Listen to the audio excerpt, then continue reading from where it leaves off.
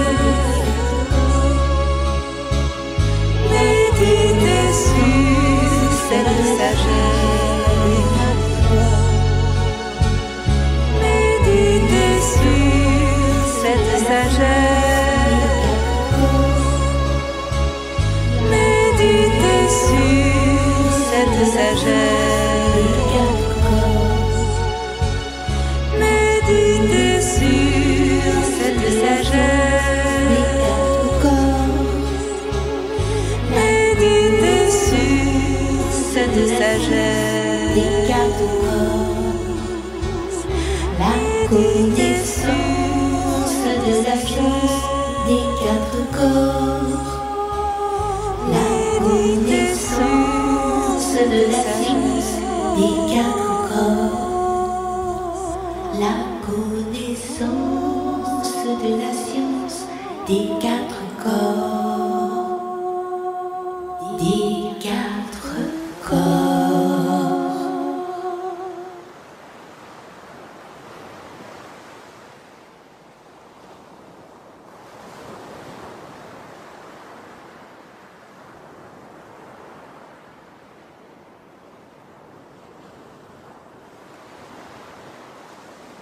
Je suis la terre, je suis l'eau, je suis l'air, je suis le feu,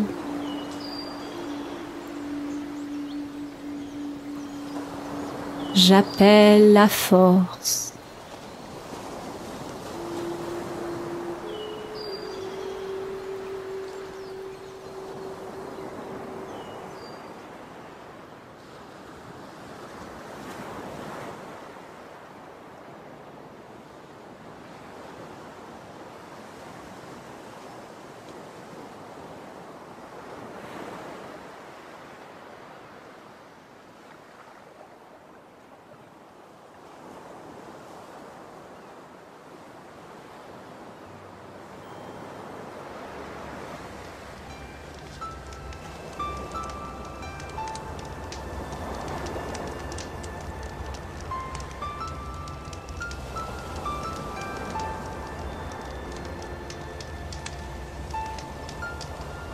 La méditation, clé de la réussite. La vie entière de l'homme devrait être une expérience de méditation. Ce qu'un homme peut expérimenter durant l'exercice de la méditation et de la concentration lui révèle ce que va être toute sa vie. De tous les côtés, il y a des influences perturbatrices qui n'ont de cesse de vouloir séduire l'homme, l'accaparer, capturer son attention pour finalement le détourner de son but et de sa concentration. Si l'homme n'est pas éveillé, il passera en ce monde en se faisant distraire, en perdant la mémoire, ne se rappelant plus qui il est et ce qu'il est venu faire sur la terre. Bien des hommes se plaignent parce qu'ils n'arrivent pas à vivre leurs rêves et à réaliser une œuvre. Ils ne comprennent pas que la clé se trouve dans la méditation, mais aussi dans le mouvement juste. Le mouvement, c'est la vie. La vie est universelle. Être en mouvement, c'est être relié à la vie. Connaissez-vous l'origine du mouvement qui vous anime et vous permet d'être vivant? Si vous êtes séparé de l'origine du mouvement universel qui anime tout, cela signifie que vous avez perdu votre concentration. Vous êtes décentré et n'êtes plus dans la méditation. Vous pensez que c'est vous qui bougez, que c'est votre corps. Mais si vous pensez ainsi, cela signifie que vous avez chuté dans l'identification au corps. Si vous pensez que votre vie dépend de vous et que c'est vous qui bougez, c'est que vous êtes attrapé par le côté sombre qui va vous amener dans son royaume et vous faire adopter ses propres critères. La peur, l'impatience, l'illusion. Souvent, les hommes n'atteignent pas leurs objectifs parce qu'ils sont dans le mouvement impatient. Ce n'est pas eux qui bougent, c'est l'impatience qui se meut à travers eux. Ils veulent que la réalisation soit presque instantanée, à l'image du monde de l'esprit. Mais ce n'est pas ainsi que fonctionne la matière. Je vous dis que seul est fort et puissant celui qui est clair et qui demeure connecté avec la source de la vie et donc du mouvement à travers sa méditation. Il porte en lui la sérénité et la patience parce qu'il sait que la réalisation dans la matière n'est qu'une conséquence de ce qui est écrit dans des mondes supérieurs. La patience est la vertu des dieux, car ils ont su demeurer en harmonie avec la cause première. La sérénité est une vertu des anges. L'indulgence est une vertu supérieure à toutes les forces et influences que les hommes utilisent ordinairement dans leur vie. Or, la plupart des hommes se disent que c'est grâce à la force de la volonté, par la ténacité et la témérité, qu'ils réussiront le plus rapidement possible à atteindre leurs objectifs. La clé est qu'un objectif ne peut être atteint que parce qu'il a été bien pensé et mis en mouvement.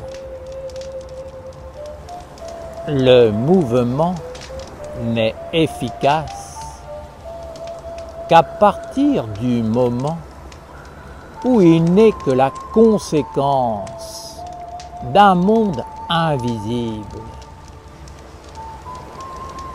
Ce qui doit apparaître dans le visible doit déjà être fait et bien fait dans les mondes subtils de l'intelligence, de la pensée, de l'imagination et de la force. La puissance est toujours dans les mondes invisibles. Les mondes visibles n'en sont que la conséquence. Ainsi, la réalisation se fera plus ou moins rapidement, suivant le contrôle que l'homme a des mondes subtils. C'est pourquoi la vie sur Terre doit être conduite par l'intelligence, la délicatesse, la finesse, la douceur, la patience et la maîtrise de soi que confère la méditation. On reconnaît un sage, un être bienfaisant, un maître, au fait qu'il cultive la patience et qu'il est habité par la sérénité intérieure. Il sait que si une réalisation ne s'est pas encore manifestée dans le monde tangible, c'est parce qu'elle n'a pas été parfaitement conçue et réalisée dans les mondes subtils. Il est sage, patient. Il attend de voir la réalisation à travers le mouvement émanant du monde subtil qui fait apparaître les formes. Tout ce qui est engendré de cette façon dans la maîtrise de la méditation, en accord avec les mondes invisibles et les lois de la vie et du mouvement universel, dans la patience, l'intelligence sereine et la paix, est parfait, contient une âme pure et belle et peut entrer dans l'éternité pour honorer les dieux de la lumière. La lumière n'est pas honorée par le désordre. la précipitation, l'agitation, la distraction, l'absence de méditation et de maîtrise. La lumière aime la plénitude, là où il n'y a aucune faille, car tout a été bien pensé, pesé, mesuré. Celui qui aspire à engendrer l'œuvre qui ouvre la porte de l'immortalité et permet de faire apparaître le futur et le corps parfait, doit entrer dans le mouvement de la vie et dans l'art de la précision, par la patience, la sérénité et la méditation. Par méditation, j'entends les 4 fondamentaux de la sagesse essénienne, qui sont l'étude, la dévotion, le rite et l'œuvre. Ainsi, l'intelligence de l'homme deviendra subtile et fine. Ses sentiments seront nettoyés et guéris, et sa volonté entrera dans le grand mouvement de l'harmonie universelle.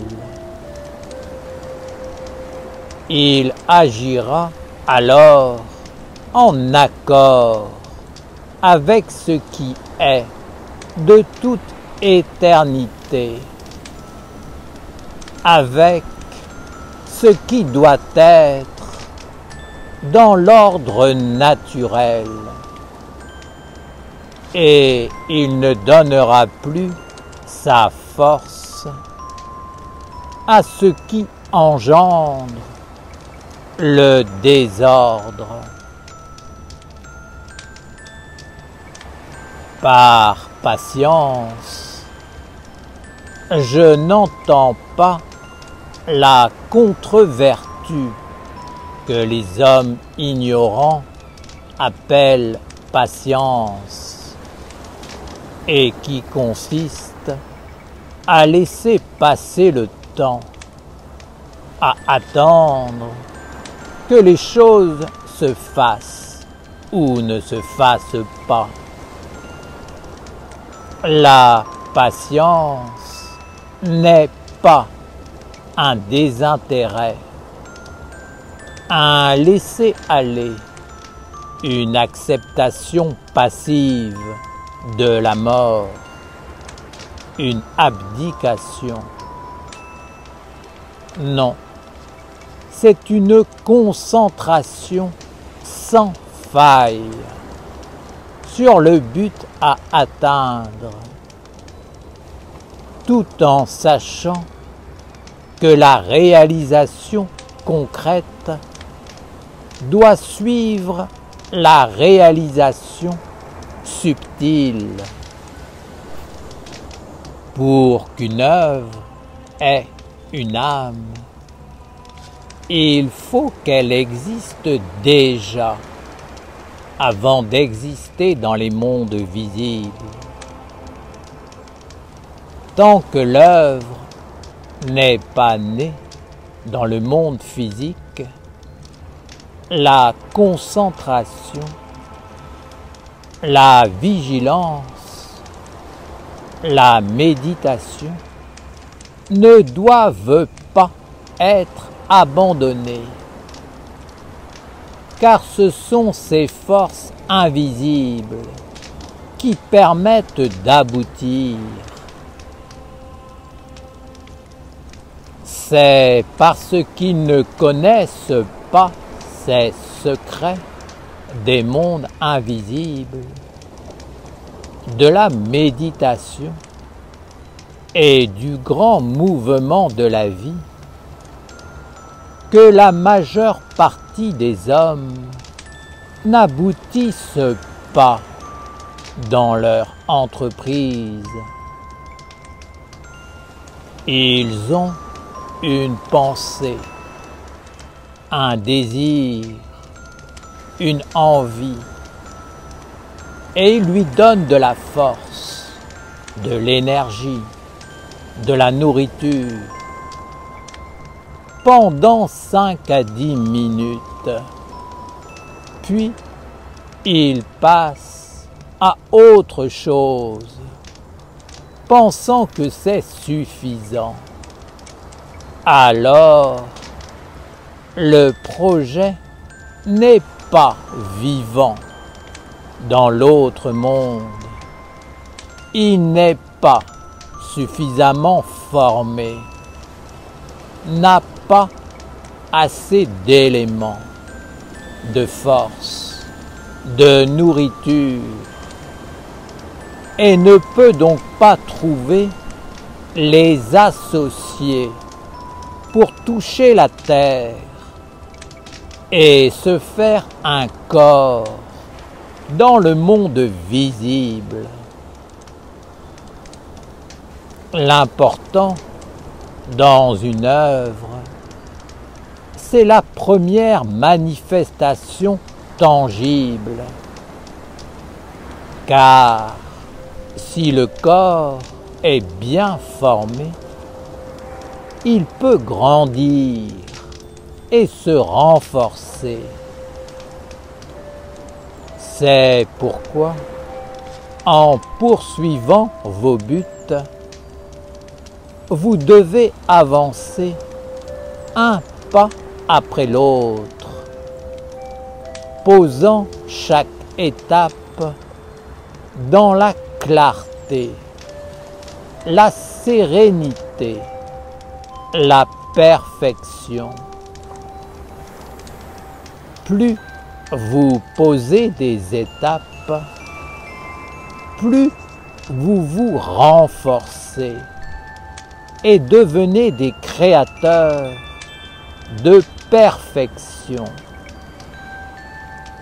faisant apparaître la divinité à travers une œuvre belle et vraie. Si vous ne réalisez pas les étapes de la création dans l'intelligence et la maîtrise des mondes subtils et tangibles, l'imperfection apparaîtra et vous perdrez tous vos moyens de devenir créateur. Rien de bon ne se réalise dans la tempête, la précipitation, l'agitation. Tout vient de la grande intelligence, de la sérénité et de l'harmonie. Les sages savent que rien de bon ne peut apparaître si les dieux immortels et les mondes invisibles ne l'ont pas béni. Car pour qu'une œuvre soit positive, elle doit être écrite et accordée avec tous les mondes. Vous devez apprendre à bouger avec la vie et non pas contre la vie. Vos projets doivent être en harmonie avec le grand mouvement de la vie. Apprenez à agir avec l'universel et non pas en étant faussement indépendant. Ainsi, vous travaillerez à percevoir ces mondes subtils en vous et autour de vous au moyen de la pensée. Vous purifierez vos cœurs et conduirez votre volonté dans le grand calme. Alors, par la méditation et la concentration parfaite, vous pourrez conduire vers la réalisation tous les projets qui ont été validés par les anges et qui vivent dans les éthers des égrégores, des génies et des esprits. Vous serez inspiré et vous aurez tous les moyens pour réaliser l'œuvre.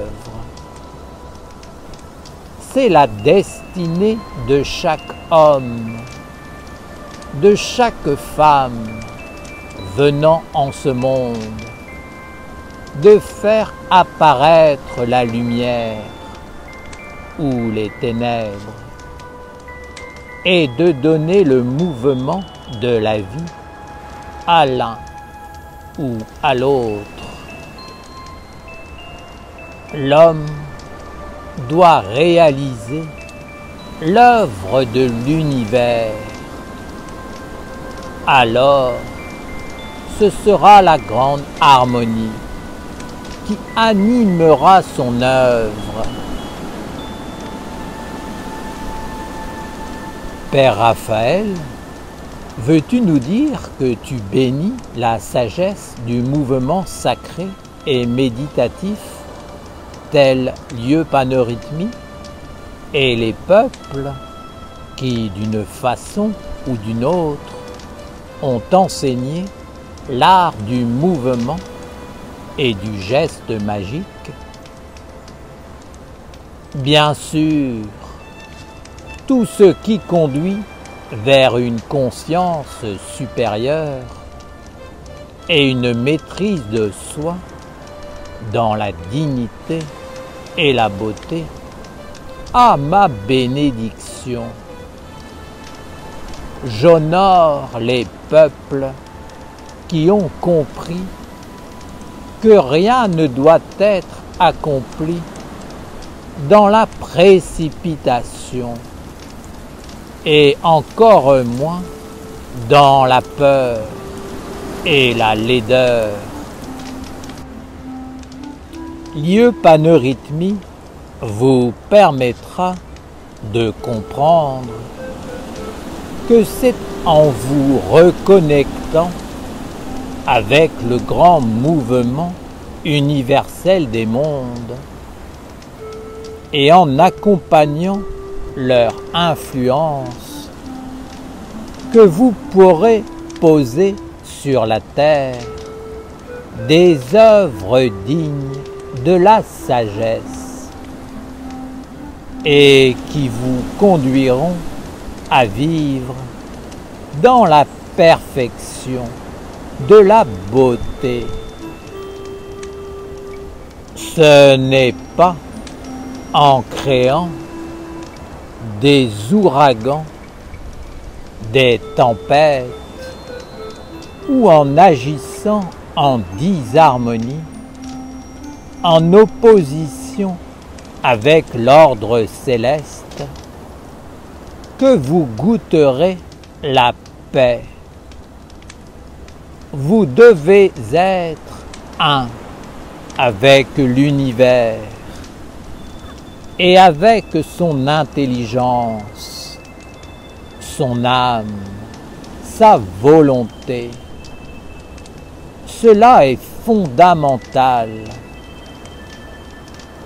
C'est par l'étude du mouvement que vous parviendrez à entrer dans cette unité et à vous harmoniser avec les diverses influences, de façon à devenir juste dans l'acte réalisé, dans le geste accompli.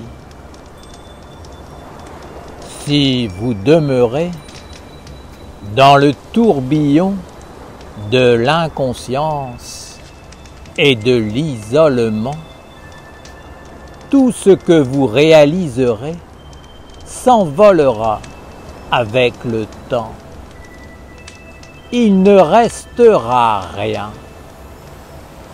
Vous devez cultiver le calme serein et devenir de plus en plus conscient des mondes invisibles, subtils, qui vous animent et vivent autour de vous.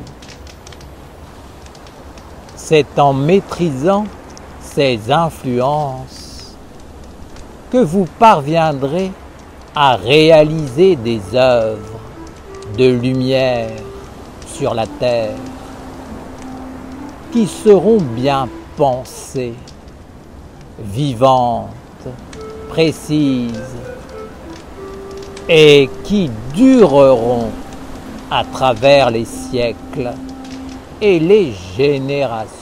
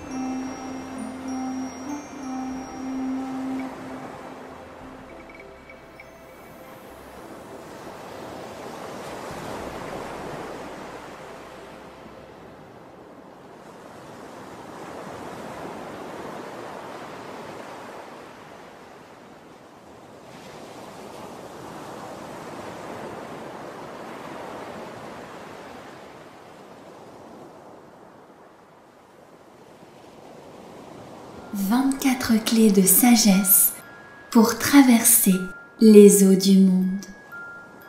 Pour vivre sous la grande protection du ciel angélique de l'archange Gabriel, nous devons apprendre à maîtriser les 24 clés de la sagesse qu'on appelle les 24 sages. Ces 24 clés de la sagesse sont 24 états d'être, 24 attitudes à développer en soi afin de pouvoir traverser les eaux du monde sans se faire attraper par le côté sombre. Ces 24 attitudes de sagesse nous permettent d'avoir toujours la bonne réponse face à toutes les situations que nous rencontrons dans notre vie. Cette réponse est toujours celle qui donne la force à la lumière. C'est la réponse qui fait grandir le bien, le bon, le noble, le vrai, le beau. C'est la réponse de notre âme. Ces 24 sages sont donc les clés de la maîtrise de l'océan des influences dans lequel nous baignons. Ces 24 sages nous apprennent à marcher sur l'eau pour ne pas nous laisser envahir ou détourner du but de la lumière. Ces 24 sages sont comme les gardiens du seuil du monde de la lumière. Pour passer la porte du monde divin, il faut maîtriser ces 24 états de sagesse. Il y a 2 gardiens devant chacun des 12 anges du ciel de Gabriel. Ces 2 gardiens sont interreliés et complémentaires. L'un ne va pas sans l'autre. L'un correspond au monde du jour et l'autre au monde de la nuit. Par exemple, si je dis oui à la lumière, c'est que simultanément, je dis non aux ténèbres. Je dois maîtriser les 2 côtés, le côté diurne et le côté nocturne, c'est-à-dire caché, invisible, qui se tient derrière. Sinon, je suis en déséquilibre. C'est pour cette raison que dans la pratique, les mouvements se font toujours soit penchés vers l'avant, soit penchés vers l'arrière. On montre ainsi que si on ne maîtrise qu'un côté, on est en déséquilibre. Nous devons garder à l'esprit que nous sommes comme le fléau de la balance, qui équilibre les 2 plateaux, les 2 aspects de la vie à maîtriser pour traverser les eaux et vivre avec chacun des 12 anges du ciel angélique. Ce chemin des 24 sages commence par l'ange de la sagesse et par la maîtrise des 2 sages, parler et se taire, et il finit par l'ange de l'amour. Ce chemin va te permettre de sortir progressivement du diabolique pour cheminer de plus en plus vers le divin angélique. C'est le chemin de la maîtrise, du oui et du non. Tu dois savoir dire oui et non aux influences qui viennent te visiter. C'est la grande clé de la maîtrise de ta vie.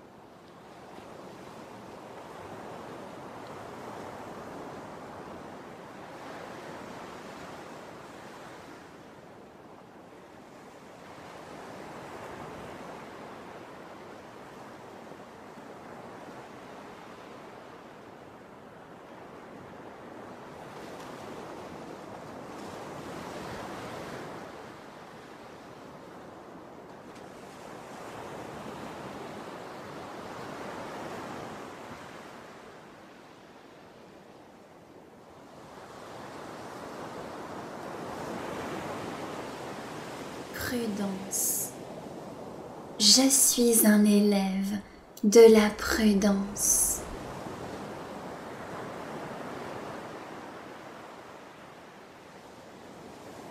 Courage. Je suis un élève du courage et de la libre entreprise.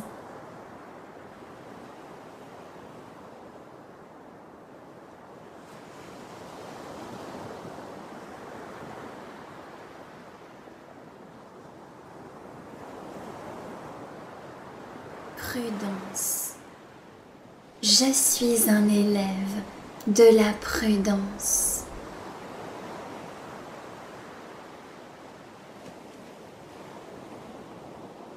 Courage. Je suis un élève du courage et de la libre entreprise.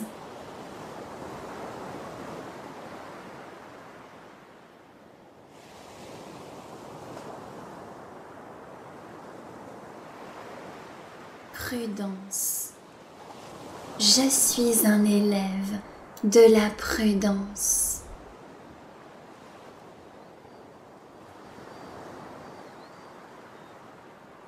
Courage.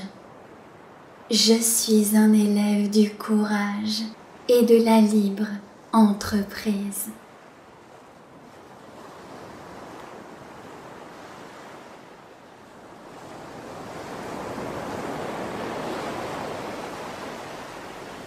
Fondé sur la vérité,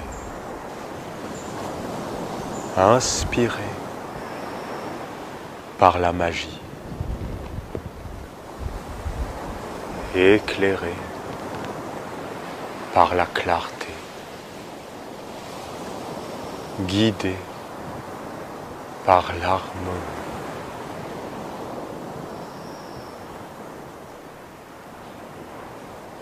Posé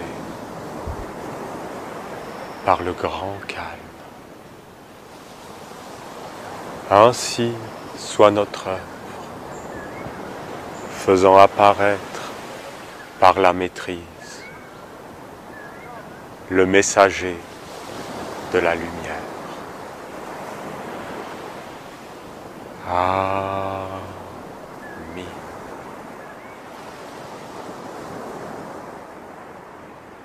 Père, que ton nom soit sanctifié, les dieux. Oui, les dieux. L'animal est un dieu. La plante est un dieu. C'est des dieux. Que ton règne vienne, les archanges, les lois, toutes les lois divines. Les lois. On doit vivre avec la loi de Dieu, qui est inscrite partout, qui est universelle. Ensuite, que ta volonté soit faite, les anges, les messagers, la clarté dans ma pensée, l'amour dans mon cœur, la force dans ma volonté, la justice, la droiture, les anges.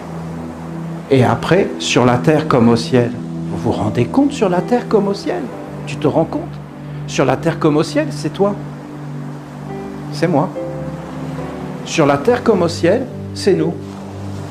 Et c'est quoi le symbole? C'est un bâton. Tu prends un bâton et les animaux, ils ont peur. Hein. Tu peux commander un lion avec un bâton. Parce que tu as le bâton comme ça.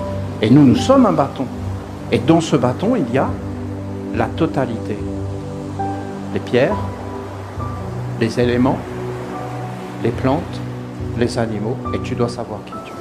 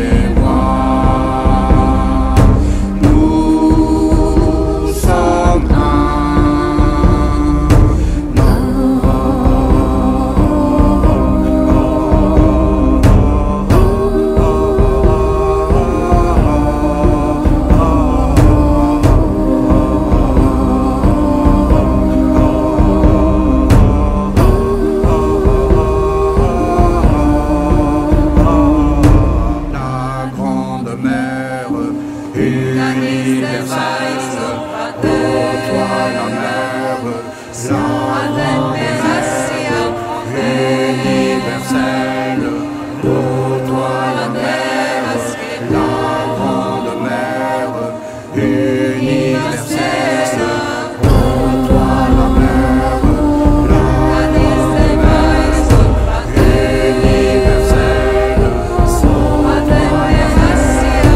toi la mer, universelle, pour toi la mer.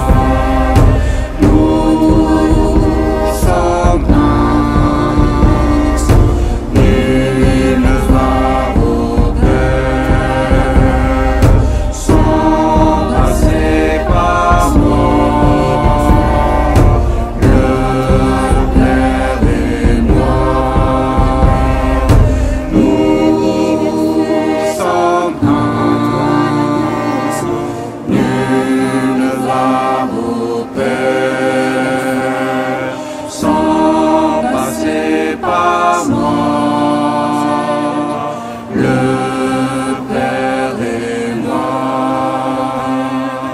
Nous sommes un, nul ne va au Père sans passer par moi. Le Père et moi, nous sommes un.